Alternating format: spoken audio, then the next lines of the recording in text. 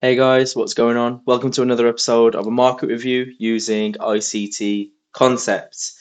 So today, turns out that it was Labor Day in the US. It's a public holiday out in the US, which explains something that I came across in the charts today. So whilst I was working in parallel, I'm doing my demo trading, using ICT concepts on a select number of markets.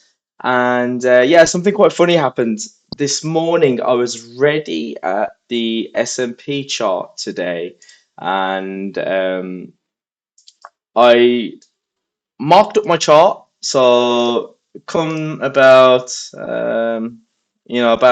a.m. New York trading time. Marked up my chart, and I was just I was just looking forward to seeing a bit of action. Usually see a bit of volatility about 8:30 market opening, and didn't see much volatility. Usually see some volatility, the equity opening at 9:30 a.m. Didn't see much volatility there, and it was just a lot of ranging going on. So I thought, something's not right.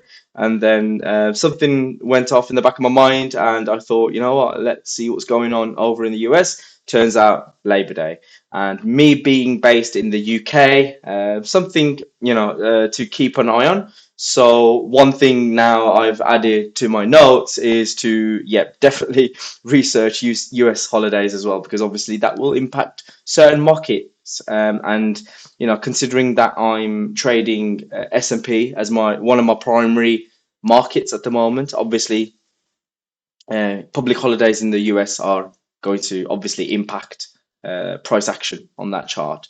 So yeah, I mean, good learning curve. Definitely something to consider for the future. So yeah, not much action today. Just a quick market review. One thing I would like to just take a look at though is the dollar index. And what we can see here is that last week we have cleared the highs that were made over here on the 14th of July. And it looks like we may start to be potentially trending upwards. There's no previous price action in this area unless you scroll back all the way to 2001.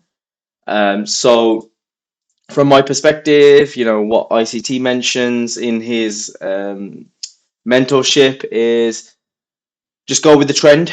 You don't need to pick the tops, because if you try to pick tops, most likely you will get burned.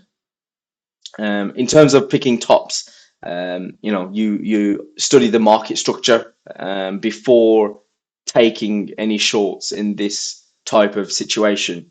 And one of the things that he highlights is that in his previous experience he has tried to pick the tops, and trends will just keep going where you least expect them to. So what's the point in picking that top, trying to catch a knife? Just go with the flow, go with the trend, and make some money.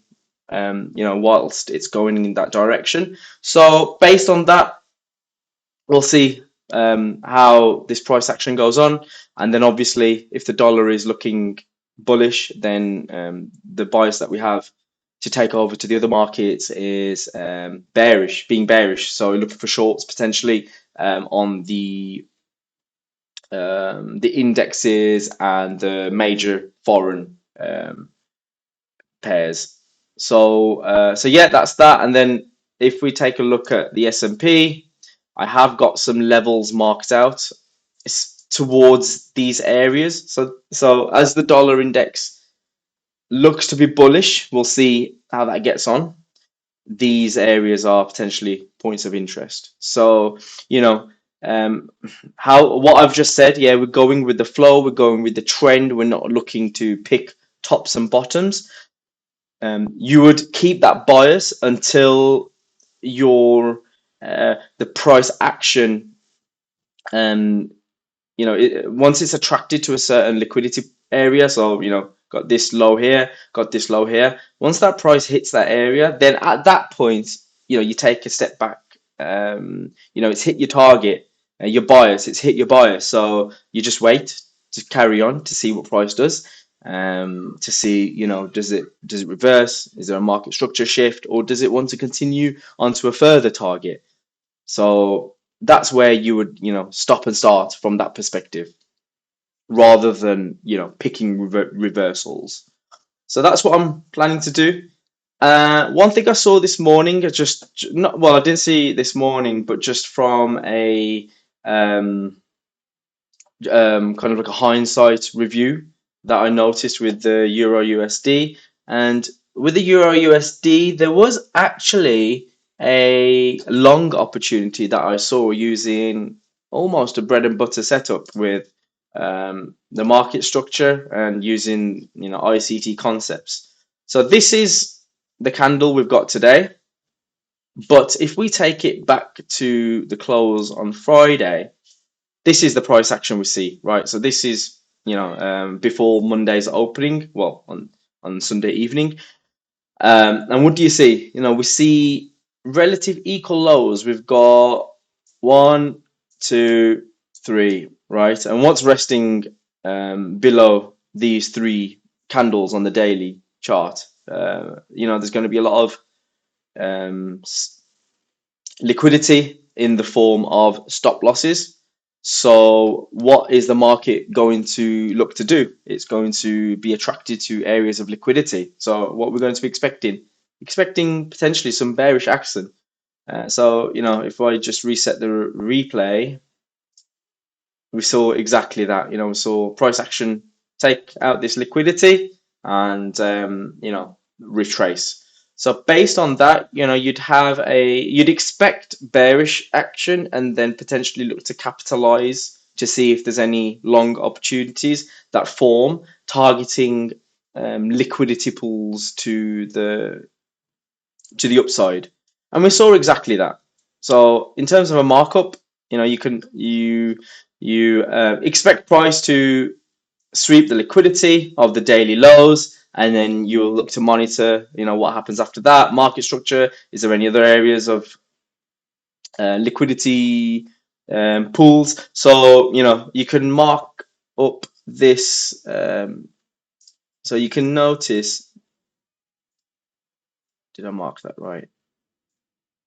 Yeah. So there is this 4-hour fair value gap on the 4-hour time frame. And if we drop it lower, what we saw this morning during the London AM kill zone is, price dipped, took out all this sell side liquidity. And then what we saw after that was a market structure shift of this area. And this is actually in the 5-minute time frame, which I'll drop down into in a second. But from a 15-minute time frame, we saw this displacement.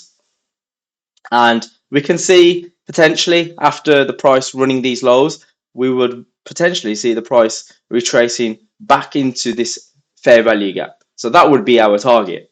And if we drop into the 5-minute time frame, where I actually drew up the setup, what we can see here is, price taking out liquidity areas, and also what we see here is we see a bit of ranging, a bit of accumulation, and then we see one final candle to the downside, taking out the liquidity of these relatively equal lows on the 5-minute time frame, and then we see a displacement to the upside. As part of this move up, we saw this fair value gap. So in hindsight, even if the price dipped into this fair value gap, it's not a candidate for a long entry, because we haven't actually seen a solid market structure break or a market structure shift. Some people may use this as that market structure shift, with this swing high here. But since I've started doing my analysis, I tend to go for something that's a bit more obvious in terms of the swing high. So to play it a little bit safe, we have this swing high here, we have this displacement, and at this point, we have that market structure break.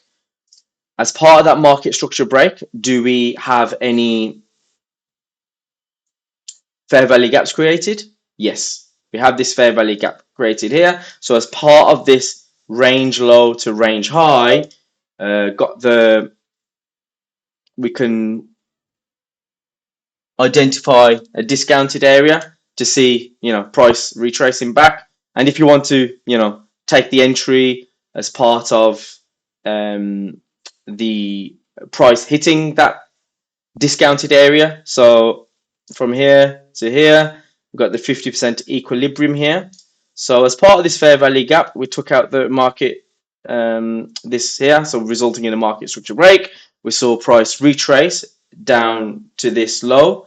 So in terms of an entry, I haven't marked that correctly. So in terms of an entry, your entry would be, something along those lines, and you're short at this swing low here.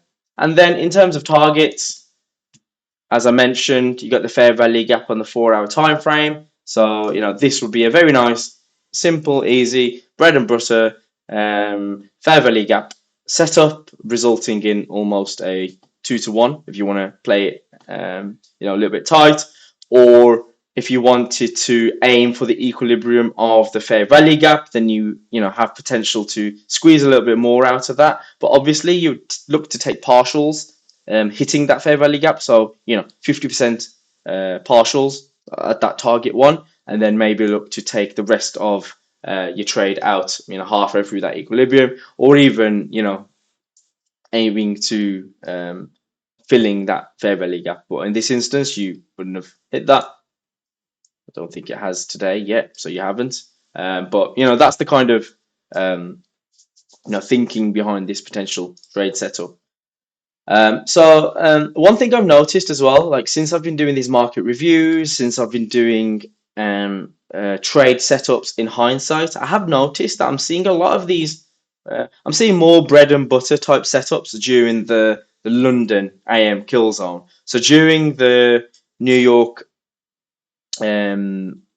trading during the New York time zone, between 2 a.m. and 5 a.m. is where I'm seeing some really nice trades. So based on that, I am actually, keeping a journal of this, seeing what time frames and trading windows I noticed the better, looking setups, the more solid setups, and prioritizing that. So going forward, I will look to chart up early in the morning, my time, so UK time, that is, I think that's 7 a.m.